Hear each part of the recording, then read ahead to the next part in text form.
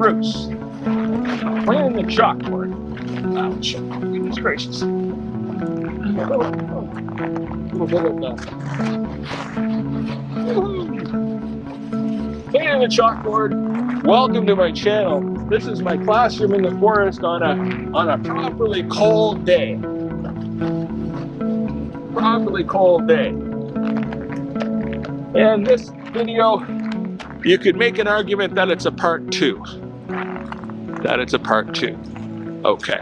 Now, earlier I talked about sort of an overview of the Alberta oil and gas business, or the oil and gas business globally, how you find oil, how you find a hydrocarbon, how you get it to the ground, how you get it to market. There you go. But I'm going to talk about something right now. I'm going to talk about, let's pretend you're a homeowner. Okay? You're a homeowner. Now, remember, in Canada, the control of healthcare, education, mineral resources, transportation, and energy rests with the provinces. So if you happen to be a homeowner, so these rules I'm going to talk about here, they vary by province. Okay. So now let's say this is your house. This is your house, door, windows, and happiness. Your house. This is your house. Okay. Now, what happens is, say this over here, this is you can see this. It's close enough you can see. So what's happened over here is there's been, the senior geologist has determined that the beach used to be somewhat close to there. The junior geologist has said, yeah, for sure, we think there's oil there.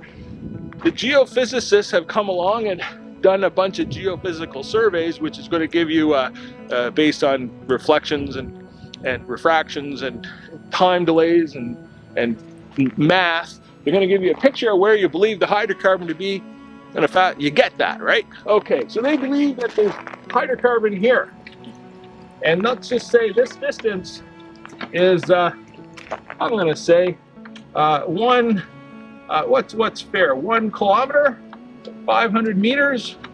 It's close. And let's say your house.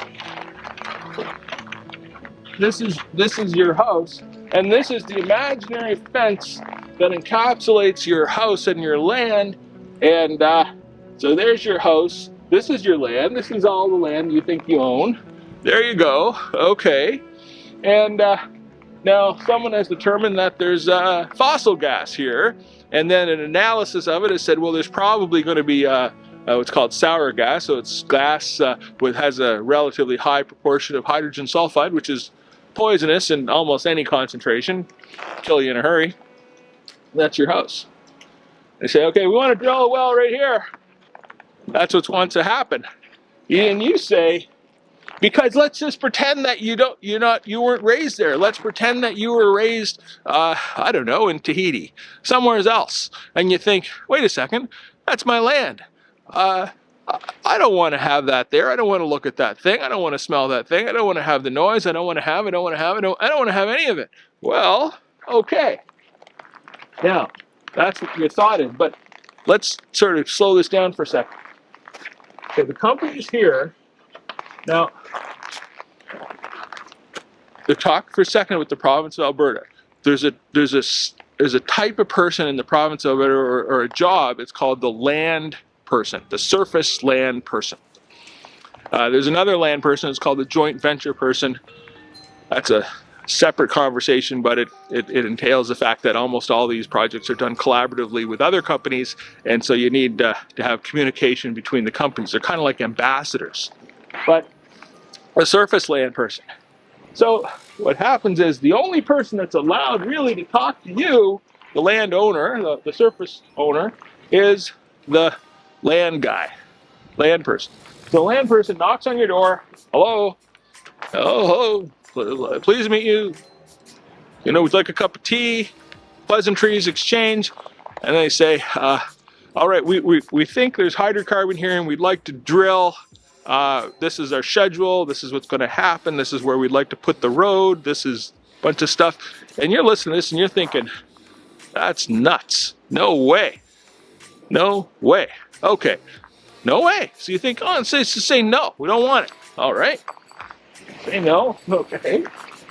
Remember, there's a thing called the EUB, utilities board. Remember that. Remember another thing is this. This is down. Down. Well, that would make this up. But this is your land. So really, you have dominion over like this little bit of land, but you don't really have dominion over this land. That's why I said a bunch of times the surface rights owner. You are the surface rights owner. The land person has come to you and explained that we're going to drill on your land. And it's going to wind up not being just one, and it's going to be a bit. And you're thinking, no. Okay, that's fine. So you can oppose this. So then what's going to happen, well, what could happen, is that the resource company, the land guy, will explain to you that you can oppose this, and there will be a hearing, and you can be represented at the hearing by attorneys, lawyers, or whoever. And it might not mention this, but this is real. Is by the way, the resource company will pay for your representation. It's kind of like a rule, because the scales are completely out of whack. Because you own one house, you own one hunk of land. This is your thing. This is your world. You think the way you thought because you thought that way for your whole life. Now, basically, I almost pretty much got fired one time because I'm on a private jet and we're flying somewhere, and the guy who was kind of the vice president of the company that I was working, he was in a full-on tirade because there was a surface rights owner that was objecting to drilling on their land, and he was losing his mind over it. And I said, well, I mean, I know the rules, and you know the rules, and everyone in this plane knows the rules, but your average human doesn't know the rules, and so it's, going to take some time. Anyway, so remember, so you're going to objecting. You can go to the UB and have a hearing, and the resource company quite often will pay for your representation at the hearing, and you'll present evidence and discussions about potential hazards and say how you have children and a wife and you're expecting a new child anytime soon, and you're worried that the accumulation of hydrogen sulfide gas in your body might negatively impact the health of you and the health of your children and the health of everyone. And that's going to happen. Have the big discussion. And you know what's going to happen then? Is they're going to drill on your land.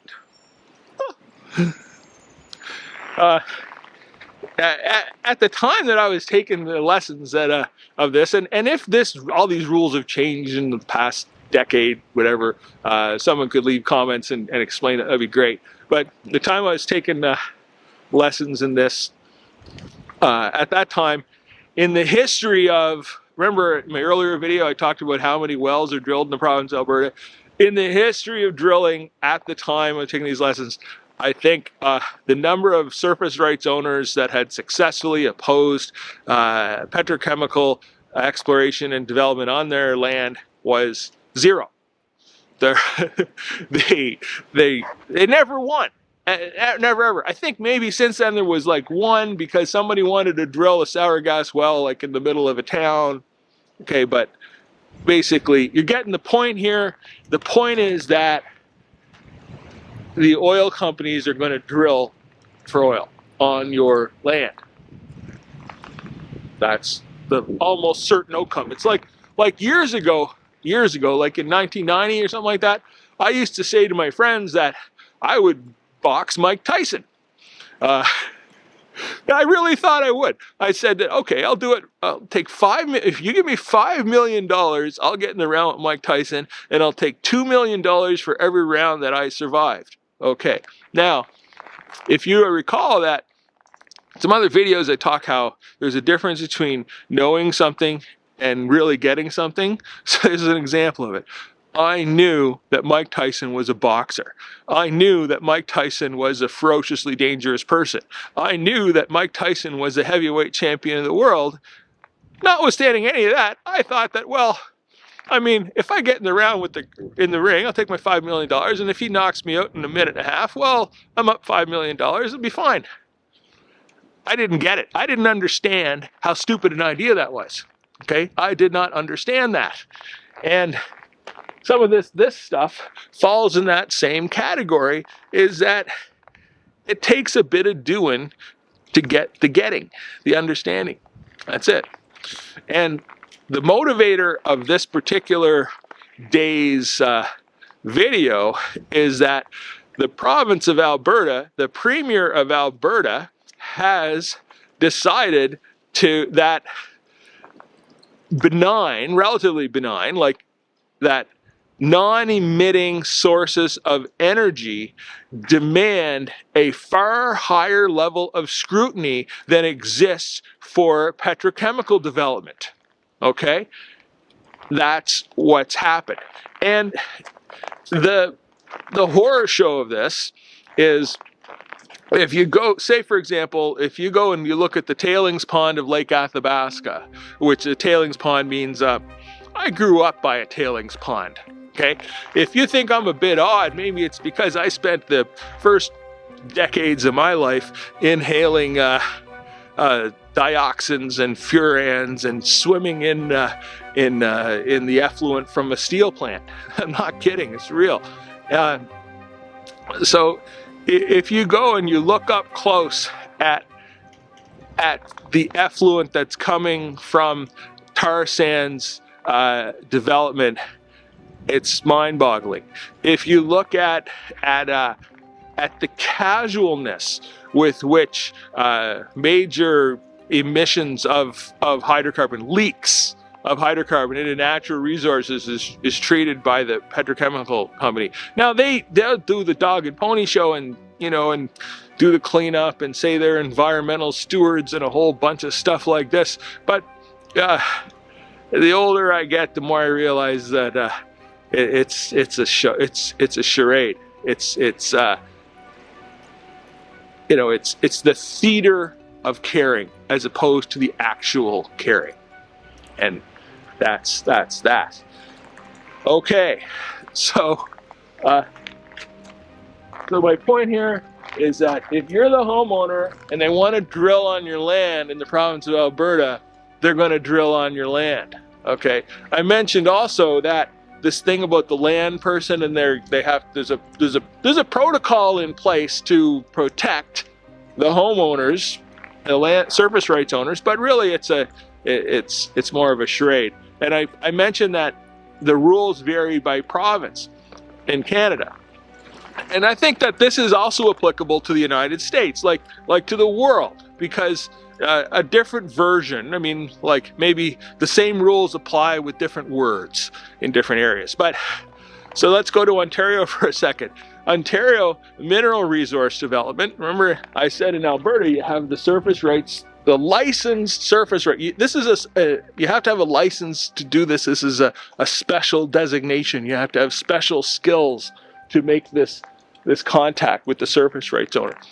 In the province of Ontario, if I want to explore for nickel in your backyard, not only do you not get to say no, but I don't even have to tell you.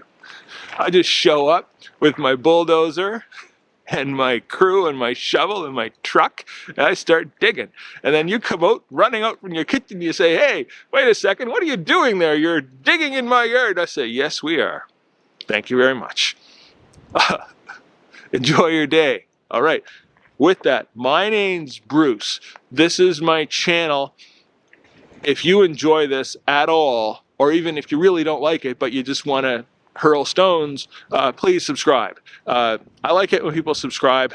I like to make videos about economics and public policy, and really this is about economics and public policy. And I can go on. We call this maybe I might call this my Alberta series. Okay, my Alberta series. And I don't know if you figured it out or not, but I lived in Alberta. Okay. There you go. Thank you very much. Please subscribe. Goodbye.